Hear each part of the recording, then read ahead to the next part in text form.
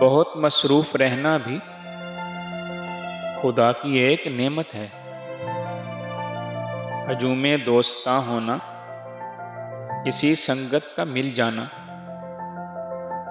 कभी महफिल में हंस लेना, कभी खलवत में रो लेना, कभी तन्हाई मिलने पर खुद अपना जायजा लेना, कभी दुखते किसी दिल पर तशफ़ी का मरहम रखना, किसी आंसू को चुन पाना, किसी का हाल ले लेना, किसी का राज मिलने पर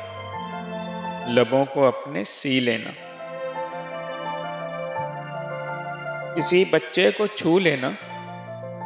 किसी बूढ़े की सुन लेना, किसी के काम आ सकना, किसी को भी दुआ देना, किसी को घर बुला लेना, किसी के पास खुद जाना, निगाहों में नमी आना, बिला कोशिश हंसी आना, तिलावत का मजा आना, कोई आयत समझ पाना, कभी सजदे में सो जाना, किसी जन्नत में खो जाना, खुदा की एक नेमत।